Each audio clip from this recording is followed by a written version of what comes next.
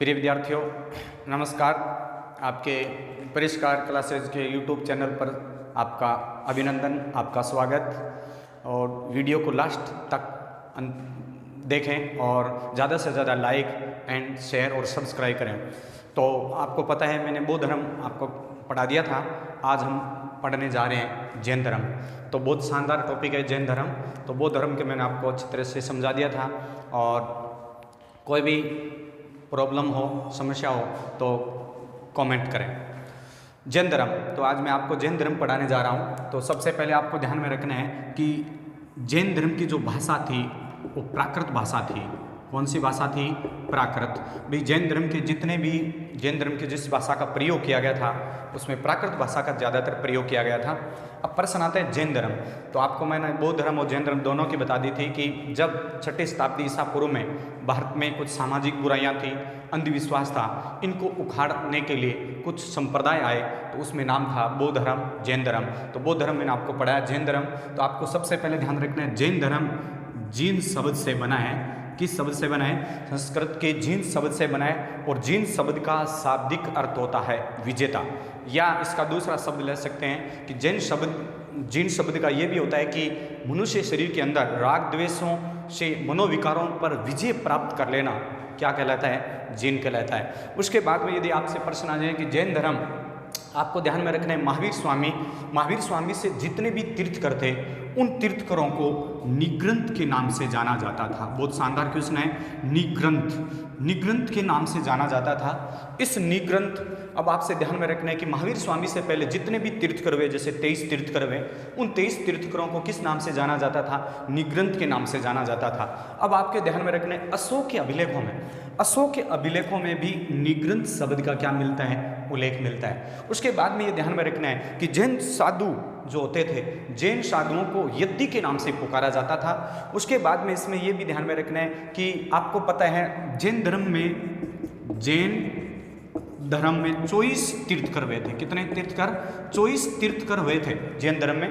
तो आपको पता है 1 से 22 जो तीर्थकर थे उनका ऐतिहासिक या इनका इतिहास संदिग्ध है। क्या है? संदिग्ध है। अब मैं आपको इन 24 तीर्थकरों में आपको अच्छे तीर्थकर जो परीक्षा की दृष्टि से पूछे जाते हैं परीक्षा में, उसके बारे में मैं उनके बारे में और उनका प्रतीक चिन्ह के बारे में बता रहा हूं। तो जैन धर्म के 24 तीर्थकर हुए थे। अब आपसे प्रश्न पूछा जाता है कि जैन धर्म के जैसे प्रथम तीर्थकर है ऋषभदेव। जैन धर्म के प्रथम तीर्थकर कौन थे? ऋषभदेव थे, जिसका नाम था आदिनाथ। क्या था? ऋषभदेव को आदिनाथ के नाम से भी जाना जाता है। तो जैन धर्म के प्रथम तीर्थकर कौन थे? ऋषभदेव थे, आदिनाथ थे। अब आपसे वो प्रश्न पूछा जा रहा है, बहुत बार परीक्षा की दृष्टि से महत्वपूर्ण है। ऋषभदेव को आदिनाथ के नाम से जाने जाते हैं और जैन धर्म का इसे संस्थापक कहते हैं। इस ऋषभदेव का उल्लेख ऋग्वेद में मिलता है। बहुत शानदार क्वेश्चन है। इस ऋषभदेव का सर्वप्रथम उल्लेख कहाँ मिलता है? ऋग्वेद में मिलता है। अब आपसे और क्वेश्चन पूछा, और इस ऋषभदेव का जन्म अयोध्या में हुआ था। कहाँ हुआ था? अयोध्या में इसका जन्म हुआ था। उसके बाद में आपको प्रतीक चिन्ह पूछेगा तो आपको पता है ऋषभदेव का जो प्रतीक चिन्ह था वो वर्षभ था। क्या था? वर्षभ। इसका प्रतीक चिन्ह था वर्षभ। उसके बाद में प्रश्न आता है ऋषभदेव के बाद में दूसरे तीर्थकर, तो दूसरे तीर्थकर का जो नाम था वो था अजितनाथ। दूसरे तीर्थकर कौन थे? अजितनाथ। अब आपको ध्यान में रखना है इस अजितनाथ का उल्लेख यजुर्वेद में मिलता है। किस में मिलता है? यजुर्वेद में मिलता है। इसी का भी जन्म अयोध्या में हुआ। और इस अजितनाथ का जो प्रतीक चिन्ह था वो था हाथी। क्या था? हाथी। ये भी प्रश्न पूछा जाता है। तो आपसे यदि वो प्रश्न पूछ ले कि जैन धर्म का संस्थापक कौन था, तब बताना आपको ऋषभदेव। और आपको पता है ऋषभदेव को आदिनाथ के नाम से जानते हैं और इसका उल्लेख सर्वप्रथम ऋग्वेद में मिलता है। इसका जन्म अयोध्या में हुआ और प्रतीक चिन्ह वर्षभ था। दूसरे जैन तीर्थकर थे अजितनाथ। इसका सर्वप्रथम उल्लेख यजुर्वेद में मिलता है। इसका प्रतीक चिन्ह हाथी था और इसका जन्म भी कहाँ हुआ? अयोध्या में हुआ। अब आपसे वो प्रश्न पूछा जाता है कि आपको ये प्रश्न को घुमा के पूछें कि 16वें तीर्थकर, बहुत शानदार क्वेश्चन है, 16वें तीर्थकर का क्वेश्चन आता है। 16वें तीर्थकर थे शांतिनाथ। कौन थे?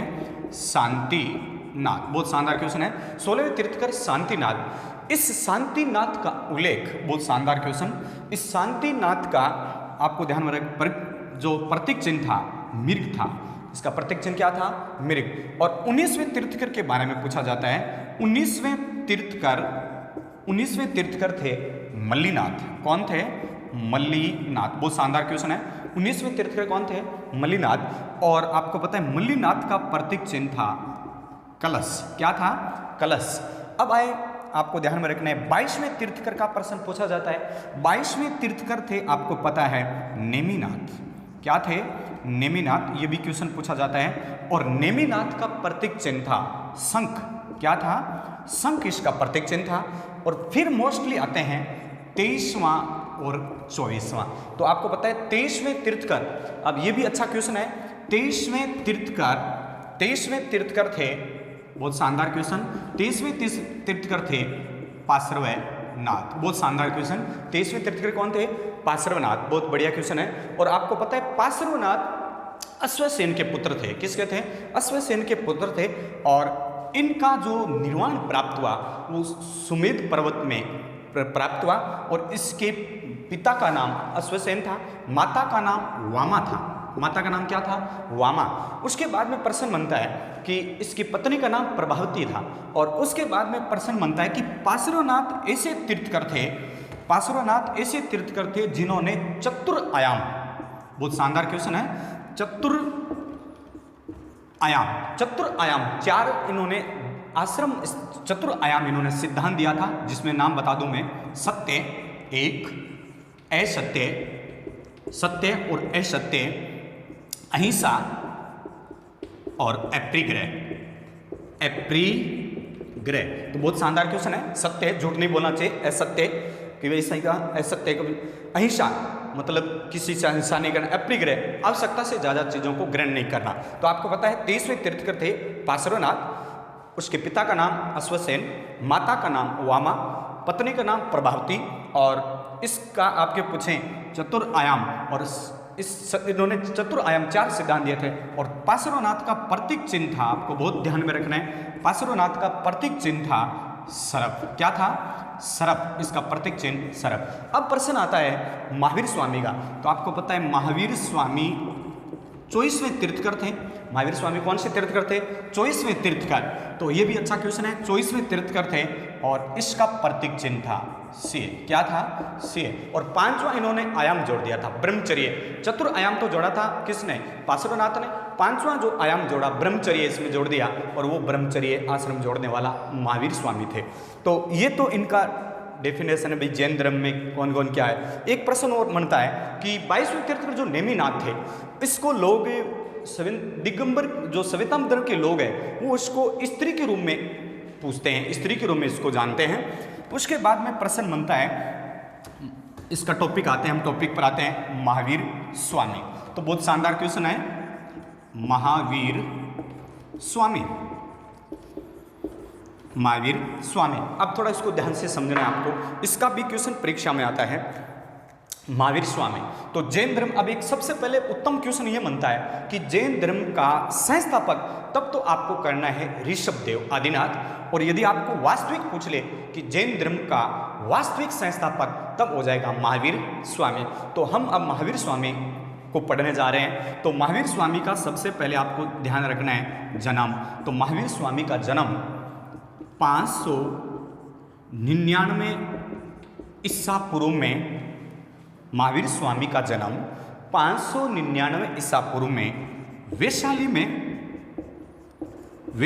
में कुंड ग्राम में हुआ था। ध्यान देना, महावीर स्वामी का जन्म 599 ईसा पूर्व में वैशाली में कुंड ग्राम में हुआ था। कुंड ग्राम में, या आधुनिक काल में इसको वास कुंड कहा जाता है।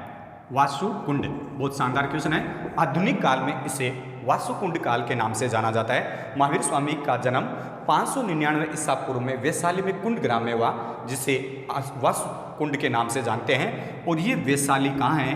बिहार में है। कहाँ है वैशाली? बिहार में। और आपको मैंने पीछे पढ़ा दिया, वैशाली में दूसरी क्या हुई थी? बौद्ध सभा हुई थी। उसके बाद में ध्यान में रखना है महावीर स्वामी का पिता का नाम, बहुत शानदार क्वेश्चन। महावीर स्वामी के पिता का नाम सिद्धार्थ था। महावीर स्वामी के पिता का नाम क्या था? सिद्धार्थ। माता का नाम त्रिशला। बहुत शानदार क्वेश्चन। माता का नाम क्या था? त्रिशला। अब आपको इसमें एक बहुत टॉप अच्छा क्वेश्चन लिखना है। माता का नाम त्रिशला। त्रिशला लिच्छवी वंश के चेटक की बहन थी। चेटक की क्या थी? लिच्छवी वंश चेटक की बहन थी त्रिशला।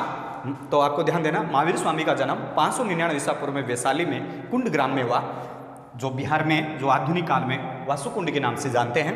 पिता का नाम सिद्धार्थ, माता का नाम त्रिशला, जो लिच्छवी वंश की चेटक की बहन थी। सबसे टॉप क्वेश्चन आता है, लिच्छवी वंश जैन धर्म के परम भक्त थे, या लिच्छवी वंश के शासकों ने, या लिच्छवी वंश ने जैन धर्म को राज्य के धर्म का संरक्षण दिया था। उसके बाद में देखो प्रश्न बनता है, माता का नाम, पिता का नाम। उसके बाद में प्रश्न आता है वंश, तो कौन से जाति से थे? जाति तो आपको पता है, इनकी जो वंश था वो था घात्रिक वंश था। घात्रिक वंश से ये संबंधित है। वंश उनका कौन सा था? घात्रिक वंश। और जाति उनकी थी कश्यप। ध्यान देना, तो वंश घात्रिक, जाति कश्यप। उसके बाद में इसके बचपन का नाम, महावीर का बचपन का नाम वर्धमान। बचपन का नाम क्या था? वर्धमान। अब आते हैं भाई और बहन। भाई और बहन भी थे। तो देखो ये मैं कहूँ भाई, तो भाई इसका था नंदीवर्धन, और इसकी बहन थी सुदर्शना। यदि सुदर्शना नहीं आता है तो अणुजा इसकी बहन थी, अणुजा। तो अब देखो महावीर स्वामी का जन्म 599 ईसा पूर्व में, आपको पता है वैशाली कुंड ग्राम में इसका जन्म हुआ था, जिसे वासकुंड के नाम से जानते हैं। और पिता का नाम मैंने आपको बताया सिद्धार्थ, माता का नाम बताया त्रिशला, जो लिच्छवी वंश की चेटक की बहन थी। और वंश घात्रिक वंश का था, जाति कश्यप थी। बचपन का नाम वर्धमान, भाई नंदीवर्धन, बहन सुदर्शना या अणुजा। अब आपसे प्रश्न पूछा जाता है आगे कि उसके पुत्री का नाम, तो ध्यान, पुत्री का नाम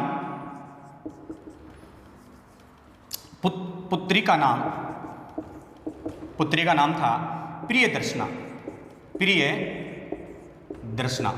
पुत्री का नाम क्या था? प्रियदर्शना। अब आपसे वो प्रश्न पूछ रहा है कि पत्नी का नाम, तो इसकी पत्नी का नाम यशोदा थी। क्या था? पत्नी। अब देखो आपको ध्यान में रखना है कि इसका शिष्य, वो टॉप क्वेश्चन, शिष्य, ध्यान देना, बहुत शानदार क्वेश्चन है। शिष्य, तो आपको पता है इसका जो पहला जो शिष्य बना, जमाली बना। क्या बना? जमाली। प्रथम शिष्य जमाली। अब आपसे ध्यान में रखना है जमाली कौन था? तो आपको पता है जमाली उसकी बहन सुदर्शना का पुत्र था। क्या था? सुदर्शना का पुत्र। और इसकी पुत्री का नाम था प्रियदर्शना। इस प्रियदर्शना के साथ जमाली का क्या हो गया? विवाह। तो आपको पता है ये जमाली महावीर स्वामी का दामाद भी बन गया और भांजा का रिश्ता भी बन गया। तो शिष्य कौन था? जमाली। अब आपसे पूछें शिष्य है, बहुत शानदार क्वेश्चन है, शिष्य कौन था? जमाली। और यही इन्होंने ही, आपको पता है जैन धर्म को पहले, मतलब जमाली ने शिष्य बना, जमाली। और शिष्या का नाम आ जाए, बहुत टॉप क्वेश्चन है। शिष्याएं, इसकी शिष्याएं थी चंदना, बहुत टॉप क्वेश्चन, चंदना। अब इसके प्रश्न आ जाए कि कौन थी चंदना? तो इसकी शिष्या कौन थी? चंदना। चंपा नरेश ददीवान की पुत्री चंदना पहली जैन भिक्षुणी बनी। जैन धर्म को इन्होंने मतलब स्वीकार किया। तो शिष्या चंदना किसके थे? चंपा नरेश ददीवान की पुत्री थी। तो शिष्य जमाली हुआ, शिष्या कौन हुआ? चंदना। तो ये तो इसके संबंध। उसके बाद में देखो प्रश्न क्या आता है जैन धर्म से संबंधित। तो महावीर स्वामी के बारे में आपको बताया। तो अब प्रश्न क्या उठता है, तो ध्यान में रखना है। महावीर स्वामी बहुत शानदार 30 वर्ष की आयु में, महावीर स्वामी को 30 वर्ष की आयु में, बहुत टॉप क्वेश्चन, महावीर स्वामी को 30 वर्ष की आयु में गृह त्याग दिया था। क्या कर दिया था? गृह त्याग दिया था। 30 वर्ष की आयु में महावीर स्वामी ने क्या त्याग दिया? गृह त्याग दिया। और 42 वर्ष की आयु में, बहुत शानदार क्वेश्चन है, 30 वर्ष की आयु में इन्होंने गृह त्याग दिया। 42 वर्ष की आयु में इन्हें ज्ञान प्राप्त हो गया। ज्ञान प्राप्त हो गया। बहुत शानदार क्वेश्चन है। 30 वर्ष की आयु में गृह त्याग दिया, 42 वर्ष की आयु में इन्हें क्या प्राप्त हो गया? ज्ञान। अब इस प्रश्न को देखो ध्यान से समझना। ज्ञान प्राप्त ऋजु पालिका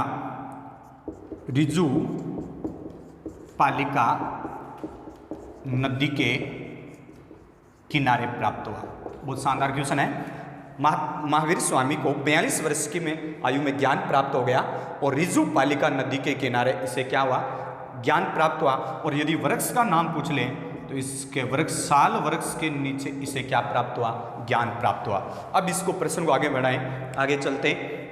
अब ध्यान में रखना है तो महावीर स्वामी, उसके बाद में देखो बहुत टॉप क्वेश्चन बनते हैं।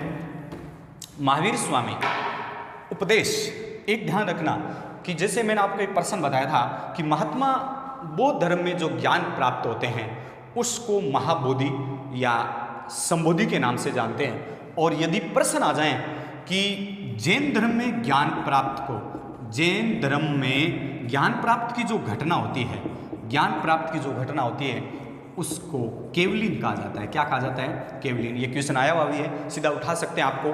केवलिन के, जैन धर्म में केवलिन क्या है? तो आपको इस प्रश्न को एक्सप्लेन करके समझाना है कि जैन धर्म में ज्ञान प्राप्त की जो घटना होती है उस ज्ञान प्राप्त की घटना को क्या कहते हैं? केवलिन कहते हैं। और एक प्रश्न और आता है इसी का उल्टा, केवल्य। सीधा प्रश्न उठाते हैं कि केवल्य क्या है? तो देखो इसमें भी थोड़ा अंतर है। जैन धर्म में यदि ज्ञान प्राप्त हो रहा है, जैन धर्म में ज्ञान प्राप्त की जो घटना है वो तो क्या कहलाती है? केवलिन कहलाती है। और केवल्य, केवल्य यहाँ पर मोक्ष से लिया है। किससे लिया है? या तो मोक्ष आ सकता है या निर्वाण आ सकता है। तो जब महावीर स्वामी को जब निर्वाण प्राप्त हुआ तो उस निर्वाण को क्या कहते हैं? केवल्य। उसके बाद में देखो और बढ़िया प्रश्न बन रहा है कि महावीर स्वामी ने, वो टॉप क्वेश्चन, महावीर स्वामी ने सबसे पहले जो उपदेश दिया, जैसे मैं प्रश्न ले रहा हूं, महावीर स्वामी ने प्रथम उपदेश, बहुत शानदार क्वेश्चन। महावीर स्वामी ने प्रथम उपदेश राजगृह, बिहार में है, महावीर स्वामी ने प्रथम उपदेश राजगृह के विपुल चला पहाड़ी पर दिया था। कहाँ पर दिया था? विपुल चला पहाड़ी पर दिया था। तो महावीर स्वामी ने प्रथम उपदेश राजगृह के विपुल चला पहाड़ी पर क्या दिया? इन्होंने उपदेश दिया।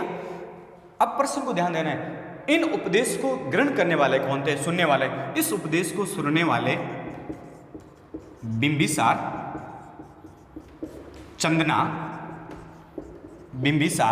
चंदना, अजात शत्रु की माता, इन्होंने उपदेशों को सुना। बहुत शानदार क्वेश्चन। महावीर स्वामी ने प्रथम उपदेश राजगृह के विपुल चला पहाड़ी पर दिया और इस उपदेश को सुनने वाले, इसके स्रोत बने, सुनने वाले स्रोत कौन बने? बिंबिसार, चंदना, अजातशत्रु की माता। उसके बाद में प्रश्न आते हैं, मैंने आपको बताया यदि आपको प्रश्न पूछ ले कि जैन धर्म की भाषा क्या थी, तब तो आपको उत्तर देना है प्राकृत भाषा। और यदि प्रश्न को घुमा दें कि महावीर स्वामी ने अपने उपदेश किस भाषा में दिए, तो प्रश्न बता रहा हूं मैं, महावीर स्वामी ने अपने उपदेश अर्धमागधी भाषा में दिए थे। बहुत शानदार क्वेश्चन है, अर्धमागधी भाषा में दिए थे। बहुत शानदार क्वेश्चन। महावीर स्वामी ने अपने उपदेश कौन सी भाषा में दिए? अर्धमागधी भाषा में दिए थे। उसके बाद में देखो आता है बहुत शानदार क्वेश्चन कि महावीर स्वामी, मैंने आपको बता दिया महावीर स्वामी की प्रथम शिष्य तो बना जमाली। तो आपको पता है, ध्यान में रखना है, महावीर स्वामी का प्रथम शिष्य बना जमाली और प्रथम शिष्या बनी चंदना, जो चंपा नरेश ददीवान की पुत्री थी। और ये भी क्वेश्चन आता है आपको, यदि इस प्रश्न को थोड़ा दोनों पूछ ले, बौद्ध और जैन का, तो आपको ध्यान में रखना है बौद्ध धर्म में महिलाओं को प्रवेश देने की जो अनुमति दी, प्रथम जो उसकी भिक्षुणी बनी वो कौन थी? गौतमी प्रजापति। और जैन धर्म में सबसे पहले जो महिलाओं में प्रवेश या शिष्या बनी वो थी चंदना, जो आपको बताए चंपानरेश ददीवान की पुत्री। उसके बाद में देखो प्रश्न क्या बनता है। अब आपसे यहाँ से ये प्रश्न बनता है, महावीर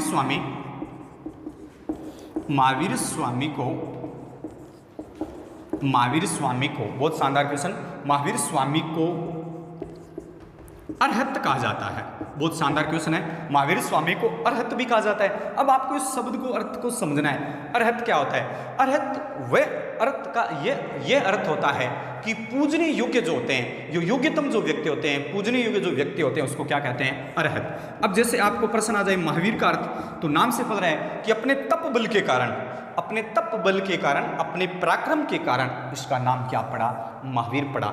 और अरहत का मतलब होता है पूजनीय योग्य। और एक आता है केवल्य, जिसमें पूर्ण ज्ञान या केवलिन कह दो, केवलिन जिसको पूर्ण ज्ञान की क्या हो गई हो? प्राप्ति हो गई हो, उसको क्या कहते हैं? केवलिन। और महावीर स्वामी का नाम जिन भी था। तो जिन का मतलब होता है जिन्होंने इंद्रियों के ऊपर विजय प्राप्त कर लियो, उसको किस नाम से जानते हैं? जिन के नाम से जानते हैं। उसके बाद में देखो प्रश्न ये बनता है कि बहुत शानदार क्वेश्चन, महावीर स्वामी की जानकारी, महावीर स्वामी के जो चरित्र के बारे में, तो महावीर स्वामी के चरित्र की जानकारी एक तो भगवती सूत्र और एक प्रश्न और आता है, महावीर जितने भी जैन धर्म है, जैन धर्म की पूरी जानकारी हमें कल्प सूत्र से मिलती है। कल्प सूत्र, भगवती सूत्र में तो महावीर स्वामी का जीवन चरित्र, कल्प सूत्र में जैन धर्म की जानकारी मिलती है। और ये कल्प सूत्र लिखा था भद्रबाहु ने। किसने लिखा था?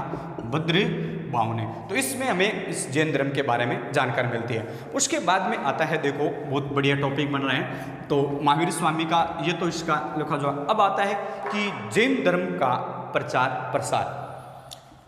बहुत शानदार क्वेश्चन, जैन धर्म का प्रचार प्रसार। तो ये भी ध्यान में रखना है कि भाई उत्तर भारत में जैन धर्म का कोई केंद्र नहीं था। उत्तर भारत में एक उज्जैन और एक मथुरा, ये जैन धर्म का केंद्र था। लेकिन अब आपसे प्रश्न पूछ रहे कि जैन धर्म का प्रचार प्रसार, तो मैं आपको ध्यान में रखना है, बिंबिसार,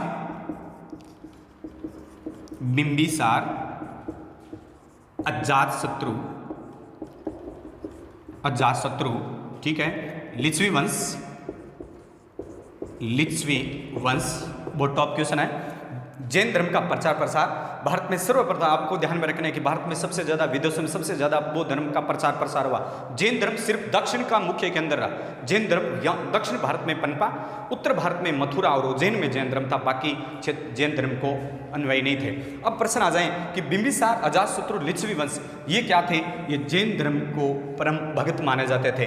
अब लिच्छवी वंश का आ जाए, लिच्छवी वंश का जो राजकीय धर्म था, क्योंकि लिच्छवी वंश की जो रानी थी, जो बिंबिसार की पत्नी, और लिच्छवी वंश से जो बिंबिसार की पत्नी शादी की, उसके बाद में लिच्छवी वंश जो चेटक की बहन थी, जो वो राजकीय जैन धर्म को उन्होंने संरक्षण दिया था। अब प्रश्न क्या आता है कि जैन धर्म का प्रचार प्रसार, कि जैन धर्म आप कोई भी शासक ले लो, उदयन का नाम लूँ मैं, उदयन, तो आपको पता है उदयन भी जैन धर्म का अनुयायी था। इन्होंने पाटलिपुत्र में कुछ विहार, चैत्य गुफाएं बनाई, और उदयन भी किस धर्म को मानता था? जैन धर्म को मानता था। उसके बाद में प्रश्न आ जाए कि जैन धर्म का प्रचार प्रसार, आपको यदि मैं इसको मैं और लूँ बाद में, तो जैन धर्म का दक्षिण भारत में प्रगाढ़ थे, जैसे चालुक्य वंश, नंदवंश,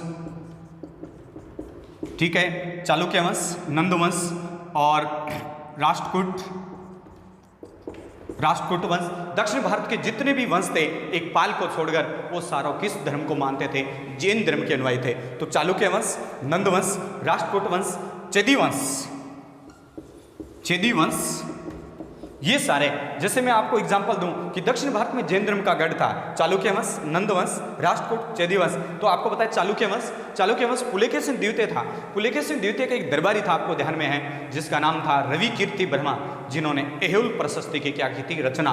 तो इसे में प्रतीत होता है। और भी हम चालुक्य वंश को, मैं यदि सोलंकी वंश को, तो आपको पता है चालुक्य वंश, सोलंकी वंश था, भीम प्रथम, उस समय में भीम प्रथम का मंत्री था आदिल शाह नाम का एक राजा भीम मंत्री विमल शाह ने आबू में, माउंट आबू में देलवाड़ा का जैन मंदिर बनाया था। तो कौन से वंश का था? चालुक्य वंश, नंद वंश। तो मैं बात करूं नंद वंश की, तो आपको पता है नंद वंश महापद्मनंद इसका संस्थापक था। उसके बाद में धनानंद आया, तो आपको पता है धनानंद ने कलिंग में, उड़ीसा में एक नहर बनाई थी। इससे प्रतीत होता है कि नंद वंश जैन धर्म के क्या थे? पोषक थे। बात करूं मैं राष्ट्रकूट वंश की, तो आपको पता है राष्ट्रकूट वंश में एक अमोघ वर्ष था। अमोघ वर्ष एक बहुत प्रतापी शासक था, जिसके दरबार में एक खुद विद्वान, बहुत ही बड़ा विद्वान था, कविराज मार्ग ग्रंथ की रचना की कन्नड़ भाषा में। और राष्ट्रकूट वंश के अमोघ वर्ष ने अपनी मतलब महाराष्ट्र में अकाल पड़ने के कारण एक अंगूठा काट के लक्ष्मी को अर्पित कर दिया था। तो राष्ट्रकूट वंश भी एक जैन धर्म के अनुयायी थे। बात आई चेदी वंश, तो आपको पता है चेदी वंश का जो मेन प्रतापी शासक था खारवेल था। हाथी गुफा अभिलेख से हमें खारवेल की जानकारी मिलती है। और चेदी वंश भी जैन धर्म के क्या थे? अनुयायी थे। और यदि मैं बात करूं जैन धर्म की, तो आपको पता है उदयन भी जैन धर्म था, बिंबिसार, अजासुर, ये सारे जैन धर्म के क्या मानते थे। उसके बाद में आपको यदि मैं आगे पढ़ाना चाहूँ तो इसका और प्रसार हुआ कि भाई जैन धर्म एक क्यों। और विमल शाह ने जो देलवाड़ा का जैन मंदिर बनाया, या मैं वास्तुपाल की बात करूं, उन्होंने भी 1000 जैसे देलवाड़ा का जैन मंदिर 1031 में बनाया, और 1232 में उन्होंने और भी इस तरह से मंदिर जो गुफाएं। और मैं अशोक का नाम लूँ तो अशोक तो बौद्ध धर्म का था, लेकिन अशोक का पुत्र जो बने संप्रति जो पुत्र था वो जैन धर्म का अनुयायी था। चंद्रगुप्त मौर्य जैन धर्म का अनुयायी था, क्योंकि वो जैन धर्म को मानते थे। तो इस वीडियो को अंत तक देखें, लाइक, शेयर, सब्सक्राइब। थैंक्स। आगामी वीडियो